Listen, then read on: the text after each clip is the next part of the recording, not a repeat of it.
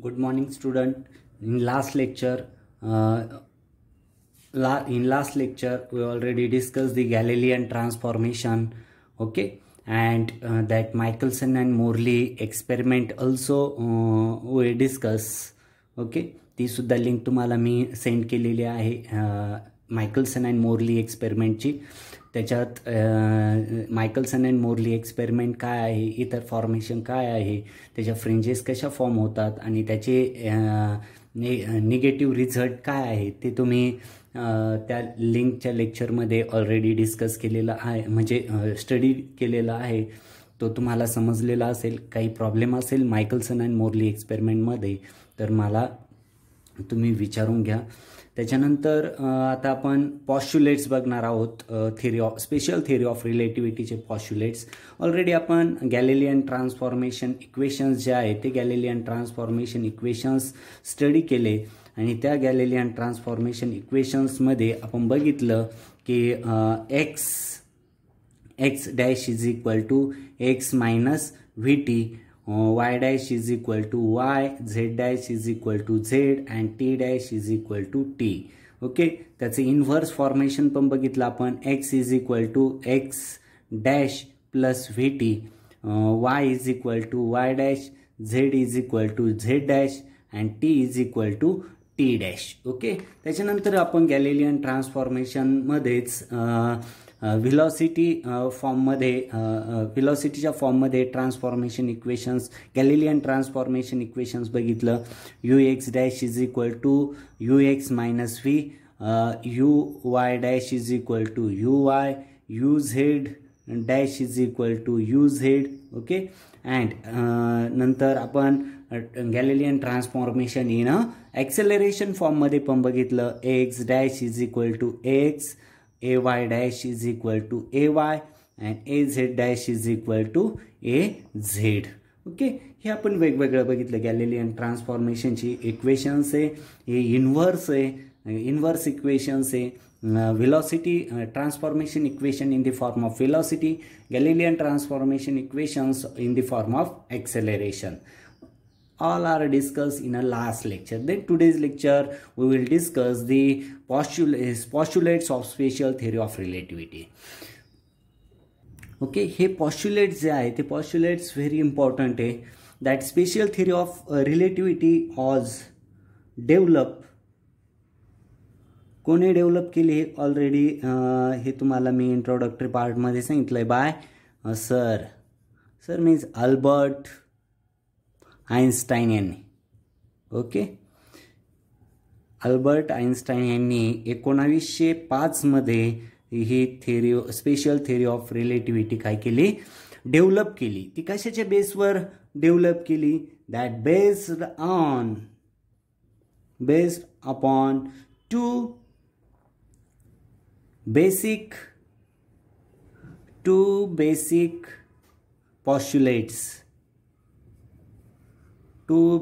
postulates. Okay, आणि ह्या ज्या दोन बेसिक पॉस्च्युलेट्सच्या आधारावर आइन्स्टाईन यांनी 1905 मध्ये ही स्पेशल थिअरी ऑफ रिलेटिव्हिटी काय केली, डेव्हलप केलेली. व्हेरी इंटरेस्टिंग आहे ही. जस्ट इमॅजिनेशनचा पार्ट आहे आणि ज्याला समजली त्याला म्हणजे स्पेशल थिअरी ऑफ रिलेटिव्हिटी समजणं हा एक फारच इमॅजिनेशनचा पार्ट आहे आणि तो आपण प्रयत्न करत आहोत.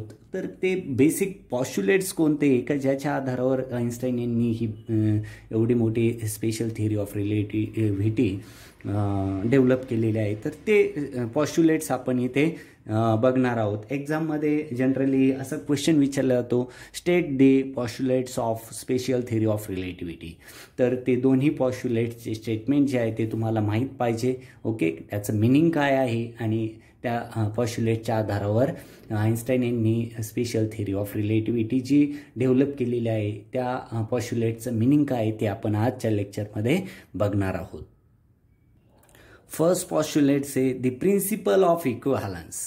ओके, त्या पॉस्च्युलेट्सचं स्टेटमेंट जे आहे ते आपण बघतोय, पण ते पॉस्च्युलेट्स द प्रिन्सिपल ऑफ इक्विव्हॅलन्स याने ओळखलं जातं. आता प्रिन्सिपल ऑफ इक्विव्हॅलन्स काय आहे? दी लॉज, वेगवेगळे लॉज जे आहे फिजिक्समध्ये, the laws of physics are the same in all inertial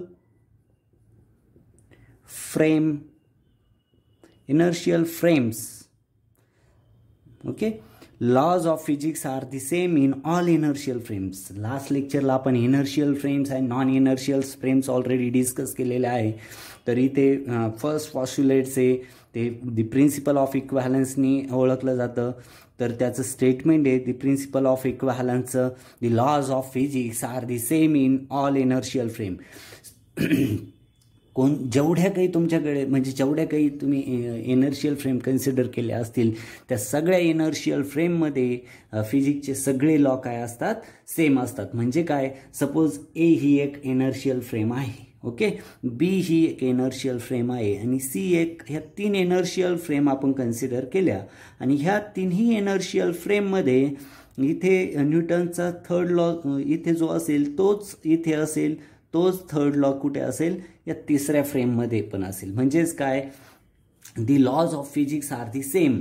जो ए इनर्शियल फ्रेममध्ये थर्ड लॉ ऑफ न्यूटन जो आहे, Newton's third law of motion, तोच बीमध्ये असेल, तोच सीमध्ये असेल. म्हणजे all the laws of physics are same in all inertial frames. Okay, असं त्याचं एक्सप्लेनेशन पण आहे. स्टेटमेंट लक्षात घ्या, फिजिक्स दी प्रिन्सिपल ऑफ इक्विव्हॅलन्सचं, the laws of physics are the same in all inertial frames. म्हणजेच त्याचं मिनिंग काय आहे, this is all inertial frames are equivalent. That is म्हणजे जर सगळ्या फ्रेममध्ये जर लॉज ऑफ फिजिक्स सेम असेल तर त्याचं मिनिंग काय झालं, that all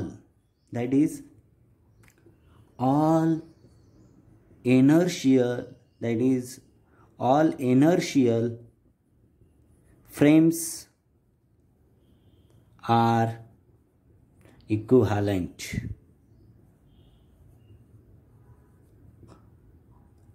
all inertial frames are equal.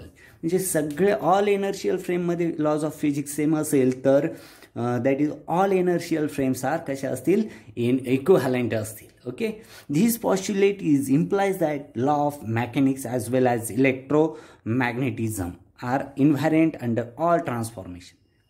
This brings about a degree of unity between the two. It also state that the absolute inertial frame does not exist. Just इथे first पॉस्ट्युलेट जे आहे ते लक्षात ठेवा की principal of equivalence काय आहे, तर the law of physics, the laws of physics are the same in all inertial frames. That is all inertial frames are equivalent.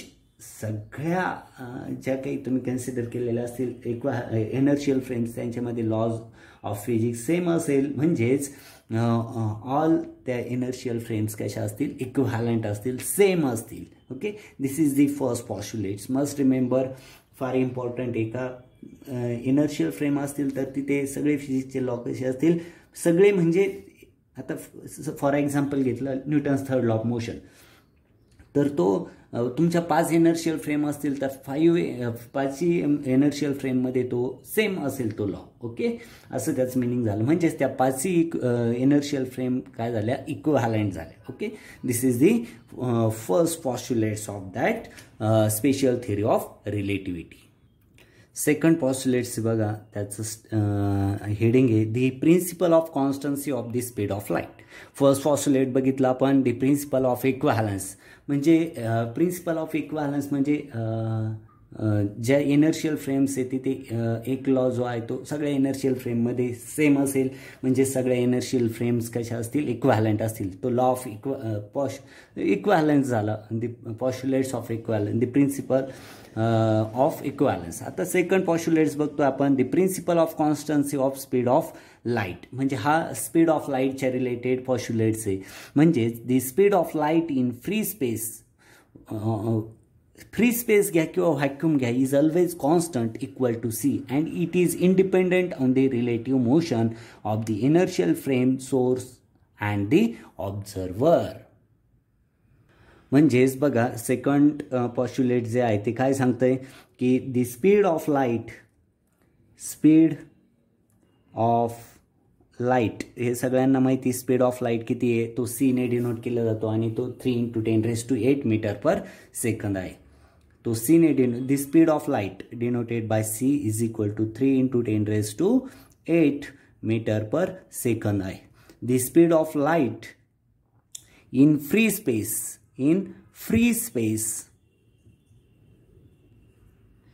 Space असेल, म्हणजेच व्हॅक्यूम पण असू शकतोय तो फ्री स्पेस. Okay, vacuum. ह्या व्हॅक्यूम मध्ये is always speed of light in free space is always constant. म्हणजेच free स्पेसमध्ये घ्या किंवा व्हॅक्यूममध्ये स्पीड ऑफ लाईट कसा असतो, कॉन्स्टंट असतो, तो चेंज होत नाही. आणि स्पीड ऑफ लाईट किती आहे, सी आहे, and is equal constant and equal to c. And तो speed of light and is independent, तो इंडिपेंडंट आहे. कशावर इंडिपेंडंट बघा, and is independent of the relative motion of, relative म्हणजे एकमेकांमधलं, रिलेटिव्ह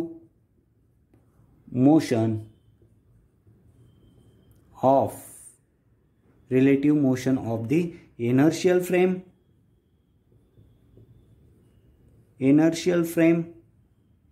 फ्रेम्स सोर्स असेल अँड द ऑब्झर्वर असेल, याच्यावर तो इंडिपेंडंट आहे, ऑब्झर्वर. बघा स्टेटमेंट आहे सेकंड पॉस्ट्युलेट, त्याची हेडिंग आहे the principle of constancy of the speed of light. त्याच्यात सांगताय the speed of light in free space is always constant and equal to c and it is independent on the relative motion of the inertial frames source and observer. म्हणजेच काय, व्हॅक्यूममध्ये speed of light जो आहे तो कसा आहे, constant आहे आणि तो c is equal to 3 × 10⁸ metre per second एवढाच आहे. म्हणजे एअर मीडियम असेल, मीडियमचे टाईप्स आपल्याला माहिती आहे, denser medium and rarer medium. म्हणजे डेन्सर मीडियम असेल किंवा डेन्सर मीडियम मध्ये म्हणजेच व्हॅक्यूममध्ये हा स्पीड ऑफ लाईट जो आहे, व्हॅक्यूममध्ये स्पीड ऑफ लाईट हा ऑलवेज कॉन्स्टंट असतो आणि तो सी एवढाच असतो, तो कमी होत नाही.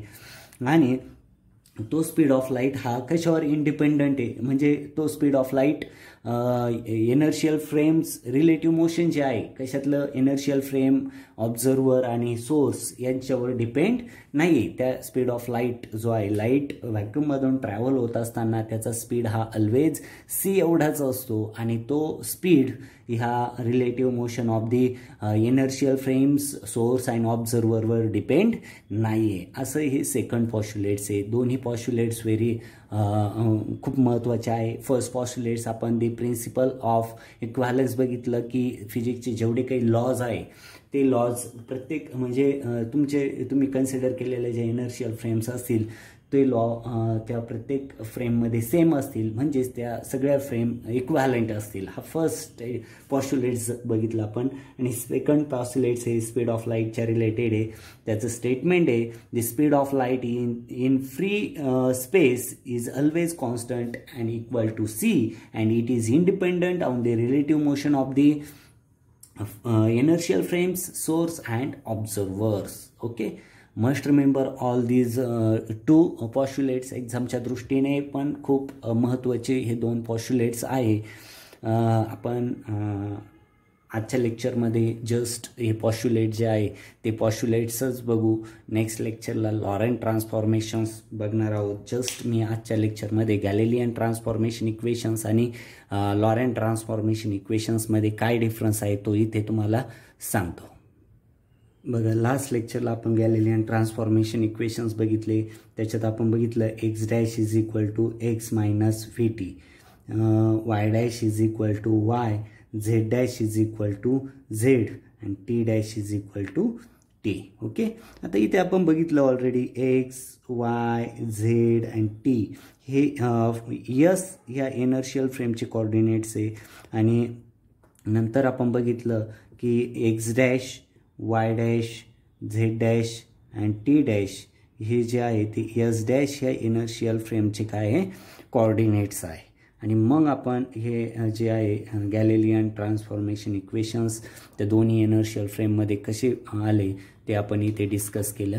देन आता जी आइन्स्टाईन यांनी थिअरी ऑफ रिलेटिव्हिटी डेव्हलप केलेली आहे ती थिअरी ऑफ रिलेटिव्हिटी ही लॉरेंट ट्रान्सफॉर्मेशन्स इक्वेशन्सवर डिपेंड आहे. गॅलिलियन ट्रान्सफॉर्मेशन इक्वेशनचे खूप ड्रॉबॅक्स आहे. त्यांनी कन्सिडर केलं की t dash is equal to t म्हणजे ते ड्रॉबॅक आहे. आणि ते लॉरेंट ट्रान्सफॉर्मेशन इक्वेशन जे आहे ते लॉरेंट ट्रान्सफॉर्मेशन इक्वेशन्सवरच आइन्स्टाईन यांनी ही थिअरी ऑफ रिलेटिव्हिटी काय केली डेव्हलप केलेली आहे. तर काय आहे लॉरेंट ट्रान्सफॉर्मेशन इक्वेशन्स ते आपण बघू. तिथे पण inertial frames and non inertial frame अशा दोन इनर्शियल फ्रेम कन्सिडर केले. दोन इनर्शियल फ्रेम कन्सिडर केलेले आहे आणि त्यांची कोऑर्डिनेट हे एक्स वाय झेड टी आणि x dash y dash z dash आणि टी डॅश हे आहे. आता बघा x dash is equal to x minus V t divided by under root 1 minus v square by c square. Okay, तेच असं पण लिहू शकतो आपण x dash is equal to gamma into x minus V t. that value of gamma is equal to 1 divided by under root 1 minus v square by c square. Y dash is equal to y, z dash is equal to z, and that t dash is equal to t minus vx by c square divided by under root 1 minus v square by c square. म्हणजेच t dash is equal to that gamma in bracket t minus vx by c square. Okay, म्हणजे हे जे आहे हे Laurent ट्रान्सफॉर्मेशनची equations आहे. गॅलिलियन ट्रान्सफॉर्मेशनमध्ये फक्त डिस्टन्समध्ये change झाला, टाईममध्ये गॅलिलियनचं म्हणणं झालं की वाय कोऑर्डिनेट झेड कोऑर्डिनेट आणि टाईम जो आहे त्याच्यात काही चेंज होत नाही. ओके, याच्यात काही चेंज होत नाही. पण लॉरेंट सांगतो की डिस्टन्समध्ये आणि टाईममध्ये चेंज होतो, वाय आणि झेड कोऑर्डिनेट हे चेंज होत नाही. ओके, हा दोन्ही ट्रान्सफॉर्मेशन इक्वेशन्समधला काय डिफरन्स आहे. इथे जे आहे हा जो गामा आहे त्या गामाची व्हॅल्यू पण प्रॉब्लेम सॉल्व्ह करण्यासाठी तुम्हाला लक्षात ठेवावं लागेल 1 divided by under root 1 minus v square by c square. ही ऑब्जेक्टची v for velocity of object and c is the velocity of light आहे. जस्ट गॅलिलियन ट्रान्सफॉर्मेशन इक्वेशन्स आणि लॉरेंट ट्रान्सफॉर्मेशन इक्वेशन्स तुम्हाला माहीत पाहिजे, दोघांतला डिफरन्स पण पाहिजे. हे ऑलरेडी हे जे इक्वेशन्स आहे x dash is equal to x minus V t divided by under root 1 minus v square by c square म्हणजेच that gamma into x minus V t. That gamma means and 1 divided by under root 1 minus v square by c square. Y dash is equal to y, z dash is equal to z, and t dash is equal to t minus vx by c square divided by under root 1 minus v square by c square. That means t dash is equal to gamma in bracket t minus vx by c square. Okay, this is the time. That means Laurent transformation equation मध्ये distance, that means x जे आहे ते displacement आणि time मध्ये change झालेला आहे. हे दोघं गॅलिलियन ट्रान्सफॉर्मेशन आणि लॉरेंट ट्रान्सफॉर्मेशन मधला त्या इक्वेशन्स आपण बघितले आणि त्यांच्यातला डिफरन्स आपण बघितला. ते ऑलरेडी बुकमध्ये प्रूव्ह केलेले आहे. ते आपण नेक्स्ट लेक्चरला बघू त्याचा प्रूफ या लॉरेंट ट्रान्सफॉर्मेशनचा. ओके, इथे आपण थांबू. तुमची सेमिस्टर जी आहे ही सेमिस्टर 31 डिसेंबरपर्यंत असणार आहे आणि त्याच्यानंतर 1 जानेवारी 2021 पासून तुमची नेक्स्ट सेमिस्टर चालू होईल. म्हणून आपल्याला 30-31 डिसेंबरपर्यंत डिसेंबर महिन्याअखेर आपल्याला हा सिलेबस कव्हर करावा लागेल. त्याच्यानंतर तुमचे बॅकलॉग जे आहे TYBSCचे म्हणजे कोणाचे SYचे बॅकलॉग राहिलेले असतील फर्स्ट सेमिस्टरचे तर ते ह्या 3 डिसेंबर ते 20 डिसेंबरच्या दरम्यान होणार आहे. त्याचा पण स्टडी करा आणि साईड बाय साईड हा पण स्टडी चालू असू द्या. का तर तुमचं सेमिस्टर हे डिसेंबर अखेरपर्यंतच आहे आणि त्यात तुम्हाला एक्झाम पण द्यायची आहे आणि ह्याच्यावरती एक्झाम कशी होईल हे डिपेंड आहे गव्हर्नमेंटवर, UGCवर, युनिव्हर्सिटीवरती. पण आपण सिलेबस कव्हर करू आणि साईड बाय साईड तुम्ही याचा एक्झामच्या दृष्टीने पण स्टडी करायचा आहे. Okay, Thank you very much.